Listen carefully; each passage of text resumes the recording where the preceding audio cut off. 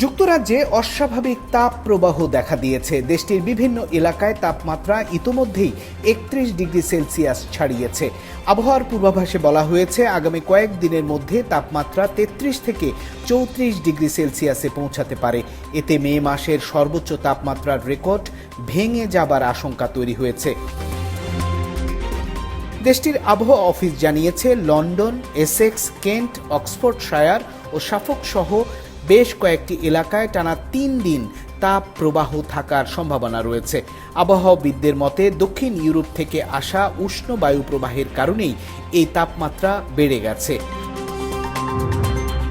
The গার্ডিয়ানের খবরে বলা হয়েছে তীব্র গরমে জনস্বাস্থ্য নিয়ে দেশটিতে উদ্বেগ দেখা দিয়েছে। যুক্তরাজ্যের স্বাস্থ্য নিরাপত্তা সংস্থা সতর্কতা জারি করে বলেছে অতিরিক্ত তাপ শিশু, বয়স্ক ব্যক্তি এবং দীর্ঘমেয়াদী রোগে আক্রান্তদের জন্য ঝুঁকিপূর্ণ হতে পারে।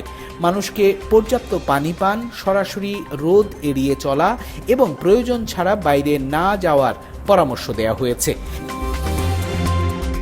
এদিকে গরম আবহাওয়া উপভোগ করতে সমুদ্র সৈকত, পার্ক এবং খোলা স্থানে মানুষের ভিড় বেড়েছে। অনেকেই পরিবার নিয়ে বাইরে সময় কাটাচ্ছেন। তবে অতিরিক্ত তাপের কারণে কিছু এলাকায় রেল যোগাযোগ ব্যাহত হবার আশঙ্কার কথা জানিয়েছে কর্তৃপক্ষ।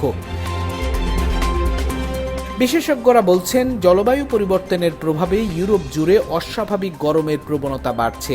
ভবিষ্যতে যুক্তরাজ্যেও এমন তাপ প্রবাহ আরও ঘন ঘন এবং দীর্ঘ সময় ধরে দেখা যেতে পারে বলে আশঙ্কা প্রকাশ করেছেন তারা।